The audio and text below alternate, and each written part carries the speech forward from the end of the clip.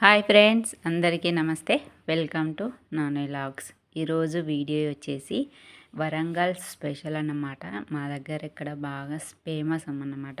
ఇది సాంబారు అంటారు, దీన్ని చారు కూడా అంటారు. అది ఎలా చేసుకోవాలి ఏంటి అనేది ఇప్పుడు మనం ప్రాసెస్లోకి వెళ్ళిపోదాం. వాటికి కావాల్సినవి కరివేపాకు, పచ్చిమిరపకాయలు, ఆనియన్స్, సొరకాయ ముక్కలు, ములక్కాయ ముక్కలు, బెండకాయ ముక్కలు, టమాటాలు. ఇవి అయితే వీటికి కావాల్సినవి. ఇప్పుడు మనము స్టవ్ ఆన్ చేసుకొని ఒక కళాయి పెట్టుకొని దాంట్లో ఒక 2-3 స్పూన్లు ఆయిల్ అయితే పోసుకోవాలి. ఇక్కడ మంచిగా ఇక్కడ అందరూ ఇంట్లో ఇలానే సాంబారు అంటారు, పప్పుచారు కూడా అంటారు వరంగల్ దగ్గర. మా దగ్గర మేము ఇంతే చేసుకుంటాము. ఇప్పుడు మనము తాలింపు గింజలు అవన్నీ వేసుకోవాలి. కొంచెం జీలకర్ర కూడా యాడ్ చేసుకోవాలి.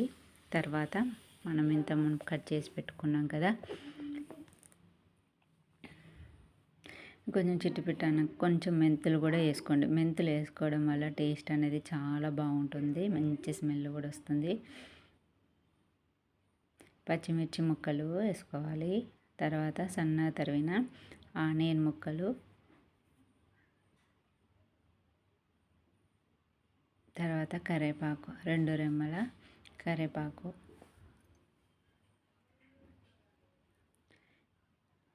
ఇవన్నీ వేసుకొని బాగా కలుపుకోవాలి.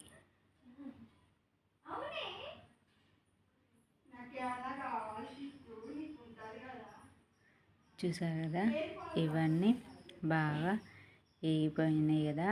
ఇవి కొంచెం మామూలుగా వేగిపోయిన తర్వాత మిగతా వెజిటేబుల్స్ కూడా వేసుకోవాలి. ములక్కాయలు, సొరకాయ ముక్కలు,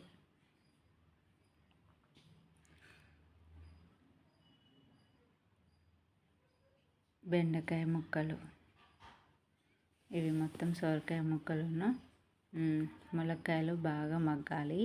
ఎందుకంటే ఇవి కొంచెం తొందరగా వేగవు కదా, బెండకాయలు టమాటాలు అనేవి తొందరగా మగ్గుతాయి. ఇవి అసలు కొంచెం మగ్గవి కాబట్టి కొంచెం వేపుకున్న తర్వాత ఇప్పుడు టమాటా ముక్కలను బెండకాయ ముక్కలు వేసుకోవాలి. మీ దగ్గర ఉంటే వంకాయలు కూడా వేసుకోండి. ఇవి వేసుకొని బాగా కలుపుకోవాలి. ఇవి 2-3 నిమిషాల తర్వాత ఉడికించుకోవాలన్నమాట. ఉడికితే బాగుంటాయి, లేకపోతే పచ్చి పచ్చిగా ఉంటాయి అన్నమాట సాంబార్లోకి. ఇవి ఉడకడానికి దీంట్లో కొంచెం సాల్ట్ వేయండి.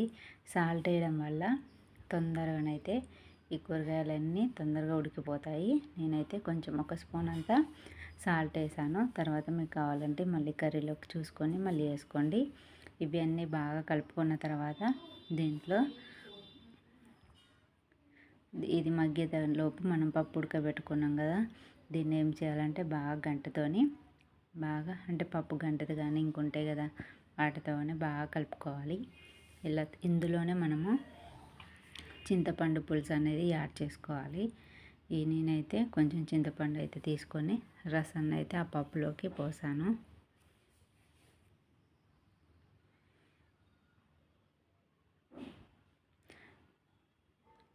చూసారు కదా, ఇలా చింతపండు పులుసు తీసుకున్న తర్వాత దీన్ని మొత్తం బాగా కలుపుకోవాలి.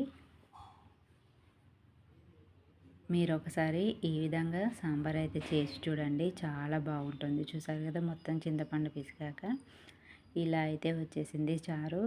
ఇప్పుడు మనము ఆ కూరగాయలు చూసారు కదా, ఇవైతే కొంచెం మగ్గాయి, మొత్తం మగ్గిపోయాయి కాబట్టి దీంట్లో మనము కొంచెం పసుపు వేసుకోవాలి.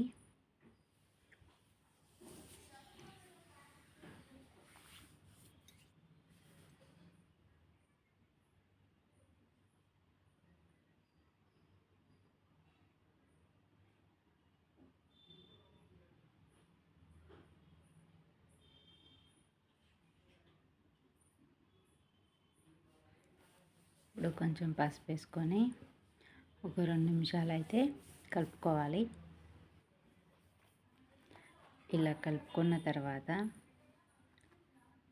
దీంట్లోకి తగినంత కారం వేసుకోండి. అంటే మీ స్పైసీని బట్టి మీరు ఎంత కారం వేసుకుంటారో అంత కారం అయితే వేసుకోండి. నేనైతే 1 స్పూన్ అంతా కారం వేసుకున్నాను, ఎందుకంటే పచ్చిమిర్చి వేసిన కాబట్టి. ఈ మొత్తం బాగా కలిపినాక ఈ ముక్కల కారం మొత్తం పట్టిన తర్వాత